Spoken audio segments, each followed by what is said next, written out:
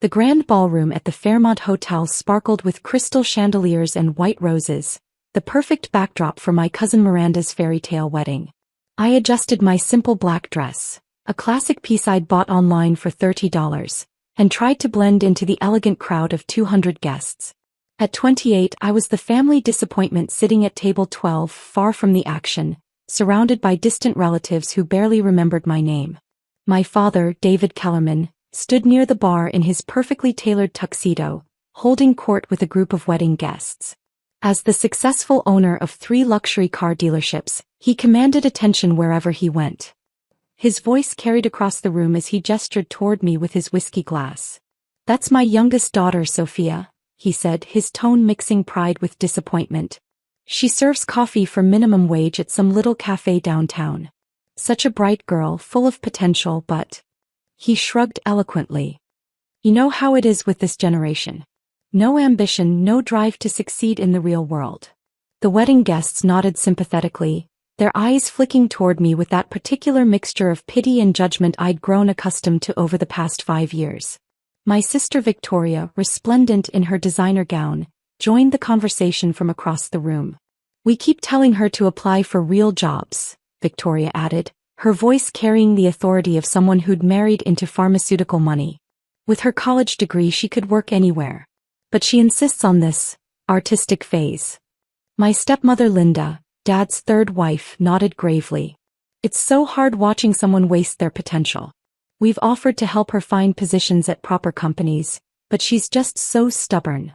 I sipped my water, couldn't afford the wine at these prices, and they all knew it, and let their words wash over me. 5 years of this. 5 years of family gatherings where I was the cautionary tale, the daughter who'd chosen dreams over security, passion over practicality. If they only knew. My phone buzzed quietly against my purse. A text from my agent, Marcus Reynolds. "Disney just confirmed the trilogy deal. $45 million for 3 films. Congratulations, superstar." I slipped the phone back into my purse and smiled slightly. Tonight was going to be interesting. The wedding ceremony had been beautiful, but dinner was where the Rayall family dynamics emerged. I found myself seated between Great-Aunt Dorothy, who kept asking if I was still single because of my choices, and my cousin Blake, a junior investment banker who'd spent the entire salad course explaining why the entertainment industry was financially unstable. "The problem with creative fields," Blake said, cutting into his filet mignon, "is there's no guaranteed income. No security. No growth potential. That's why successful people choose traditional careers." I nodded politely, thinking about the voiceover session I'd completed yesterday for Netflix's biggest animated series. 3 hours of work that would net me more than Blake made in 6 months, but I kept that information to myself. Dad approached our table during the main course, his face flushed with whiskey and the satisfaction of being the center of attention. "How's everyone enjoying the evening?" he asked, his eyes deliberately avoiding mine. "Wonderful wedding," Great-Aunt Dorothy replied. "Though I was just telling Sophia here that she really should consider settling down soon. Time's ticking, and with her situation, she can't afford to be too picky." "Her situation," Dad repeated, settling into an empty chair. "Yes, well, we all make choices in life. Some of us choose responsibility and success. Others," he gestured vaguely in my direction, "choose to serve lattes to college students." The nearby tables had gone quiet, sensing drama. I could feel eyes turning toward us, wedding guests curious about the family tension unfolding over dessert. "David," my stepmother Linda warned softly, "perhaps this isn't the time." No, Dad waved her off. "Sophia needs to hear this. She's 28 years old, living in a studio apartment, working for minimum wage. When I was her age, I already owned my first dealership." He turned to the gathering crowd. "Do you know what she told me last month? She said she was building something big." "Building what?" "A pyramid of coffee cups." The laughter was polite but pointed.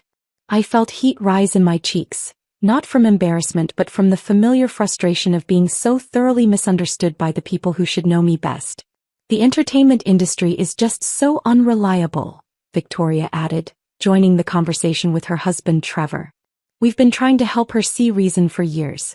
There are pharmaceutical companies that would love to have someone with her education. Real companies with real futures. Speaking of entertainment, Miranda, the bride, called out from the head table. Has everyone seen Mystic Realms on Netflix? It's incredible. She held up her phone, scrolling through the app. The voice acting is absolutely phenomenal. Especially Luna, she's the main character. The actress who voices her is supposed to be worth like $50 million or something crazy. The conversation paused as Miranda clicked play on her phone. The opening theme of Mystic Realms filled the immediate area, and then came the voice that had made me a millionaire dozens of times over. My voice as Luna, the fierce warrior princess who'd captured hearts worldwide. In the shadows of ancient mountains where magic flows like rivers of light. Great Aunt Dorothy frowned. That voice sounds familiar. Blake cocked his head. Yeah, weirdly familiar. Miranda kept scrolling, pulling up behind-the-scenes footage from the series. The actress is super secretive about her identity, but she's done like 15 major animated series and movies. She's basically the most successful voice actress in the world right now. As Luna's voice continued from the phone, my voice, speaking words I'd recorded in a Manhattan studio just 2 months ago, I watched my family's faces with growing amusement. Dad was still talking about my minimum wage job, completely oblivious to the irony unfolding around him. The problem with Sophia, he continued, is that she lacks focus. She lacks the killer instinct you need to succeed in business. She's content to remain small to play it safe. That's when Miranda's eyes went wide. She'd been staring at me while Luna spoke and something had clicked. Wait, she said slowly, her voice cutting through Dad's monologue. Wait a minute. She held up her phone, replaying Luna's dialogue, then looked directly at me. Say something, she whispered. The tables around us had gone completely silent. I glanced at Dad, who was looking confused by the sudden shift in attention. Say what? I asked in my normal speaking voice. Miranda's hand flew to her mouth. Oh my God. Oh my God. She fumbled with her phone, pulling up more clips. Say, in the shadows of ancient mountains. I looked around at the circle of faces. My family, the wedding guests, all staring at me with varying degrees of confusion and anticipation. In the shadows of ancient mountains, I repeated, and this time I let my voice carry the full power and resonance I used professionally. The silence that followed was absolute. Miranda dropped her phone. You're Luna. You're the Luna. She scrambled for her phone, pulling up article after article. Sophia, you're worth $50 million. The words hung in the air like a thunderclap. Dad's whiskey glass stopped halfway to his lips. Victoria's fork clattered against her plate. Blake's mouth opened and closed like a fish out of water. That's impossible, Dad said finally, his voice hollow. She works at a coffee shop. Part-time, I corrected quietly. I work at the coffee shop part-time because I enjoy it, not because I need to. Miranda was scrolling frantically through her phone. Netflix just announced a spin-off series starring Luna. The article says the voice actress signed a 3-season deal worth $25 million. She looked up at me, eyes shining with disbelief. That was you. I pulled out my own phone, opening my banking app and turning the screen toward them. The balance showing made Great Aunt Dorothy actually gasp. But how? Victoria stammered. When? We would have known. Would you? I asked gently. You've spent 5 years telling me my dreams were worthless without once asking what I was actually building. Dad stood up abruptly, his chair scraping against the floor. This is some kind of joke. Voice acting isn't. You can't make that kind of money just talking into a microphone. I opened another app on my phone, showing my agent's contact and recent messages. Marcus Reynolds, CA. He's been my agent for 4 years now. I scrolled through recent texts. Here's the confirmation for the Disney trilogy deal. $45 million for 3 films. And here's the Universal contract for the Cosmic Defenders franchise. $37 million over 5 years. The numbers were staggering even to me sometimes. But they were real, earned through years of 16-hour recording sessions, vocal training, character development, and building relationships with directors who trusted me to bring their visions to life. This can't be real, Linda whispered, staring at my phone screen. Blake, ever the financial analyst, leaned forward. Those contracts, are those actually real? Yes. I closed my phone and looked around the table. For the past 5 years, while you've been worrying about my career choices, I've been working. Really working. Not just the coffee shop. That's my side gig because I love the community and the regularity. My real work happens in recording studios in Los Angeles, New York, and London. But we never see you traveling, Victoria protested. We never see any signs of this success. Because I choose not to flaunt it. I gestured around the opulent ballroom. I drive a Honda Civic because it's reliable and environmentally responsible. I live in a studio apartment because it's close to the coffee shop and I don't need much space. I dress simply because expensive clothes don't make me better at my job. Dad sank back into his chair, his entire worldview clearly shifting. Luna, he repeated slowly. You're actually Luna. Miranda was still scrolling through articles on her phone. She's won 4 Emmy Awards for voice acting. And look, here's an interview where they call her the Meryl Streep of animation. I smiled at that one. The comparison had embarrassed me when I first read it, but I'd grown to appreciate the respect it represented. The coffee shop, Dad said suddenly. You said it was part-time. 3 days a week, morning shifts. I own it, actually. Bought it 2 years ago when the previous owner was going to close down. The staff doesn't know. They think I'm just another employee. But I couldn't let the neighborhood lose its heart. Great Aunt Dorothy, who'd been silent through the revelations, finally spoke. You own a business too? Several, actually. The coffee shop, a recording studio in Nashville, and a percentage of the animation house that produces Mystic Realms. Plus various investments. I paused, looking around the table. I'm what you might call financially secure. Blake, his banker instincts kicking in, asked, How secure are we talking? I considered how much to reveal. Forbes estimated my net worth at $87 million last year, but that was before the Disney deal. The silence that followed stretched so long I could hear the jazz quartet playing on the other side of the ballroom. Finally, Dad spoke, his voice barely above a whisper. $87 million. Give or take. I stood up, smoothing my $30 dress. Now, if you'll excuse me, I promised Miranda I'd catch her bouquet toss. As I walked away from the table, I could hear the whispered conversations starting behind me. Phone screens lighting up as people Googled my professional name, searching for the articles and interviews they'd never bothered to look for before. The bouquet toss was delightfully normal after the drama of dinner. I caught Miranda's roses, a good omen, she insisted, and spent the next hour being congratulated by wedding guests who suddenly found me fascinating. Everyone wanted to know about Luna, about the recording process, about working with famous directors. It was during the dancing that Dad finally approached me. He looked older somehow, as if the evening had aged him years and hours. Sophia, he began, then stopped. I don't know what to say. You don't have to say anything, Dad. Yes, I do. He ran his hand through his graying hair. I've been such an ass. All those things I said tonight, all the times I've dismissed what you were doing. I watched couples swaying to the slow jazz number, thinking about all the family gatherings where I'd sat quietly while being lectured about my life choices. You know what the hardest part was? I said finally. Not the secrecy, not even the judgment. It was that none of you ever asked. Not once in 5 years did anyone ask what I was really working on, what my dreams actually looked like, whether I was happy. He flinched. We thought we were helping. We thought you were wasting your potential. My potential for what? For being like you? For measuring success only in traditional terms. I turned to face him fully. Dad, I love what I do. I bring characters to life that inspire millions of children. I make enough money to support myself and others. I'm building something meaningful. Isn't that success? Before he could answer, my phone rang. The caller ID showed a number I recognized. My Disney contact. Sorry, I should take this, I told Dad, answering the call. Sophia, it's Jennifer from Disney Animation, came the familiar voice. I know you're at a family event, but I had to call.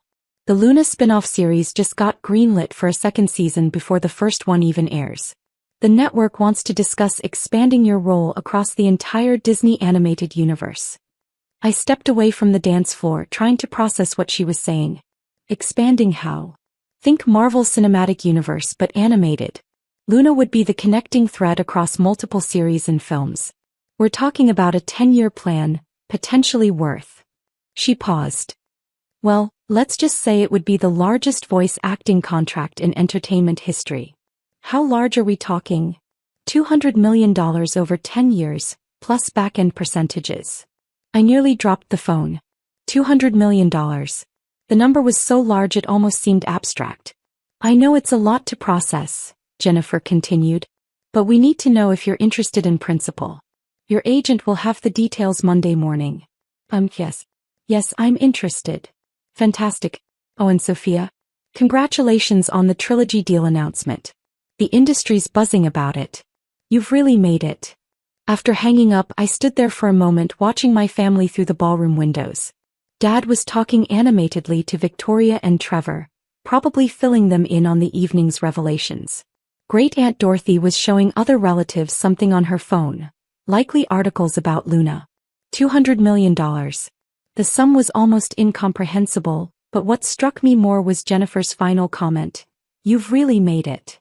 I'd made it 5 years ago when I booked my first major series. I'd made it when children started recognizing Luna's voice in toy stores and theme parks. I'd made it when parents wrote to thank me for creating a character their daughters could look up to. The money was validation, but it wasn't the real measure of success. I walked back into the ballroom as the band started playing at last. Miranda grabbed my arm as I passed. I can't believe my cousin is Luna, she whispered, grinning. This is like the best wedding surprise ever. Will you sign something for me? I laughed, hugging her. Of course. But it stays between us for now, okay? I like my privacy. Deal. But Sophia, why didn't you ever tell anyone? I mean, we're family. I looked across the room at Dad, who was now listening intently as Blake apparently explained something about entertainment industry investments.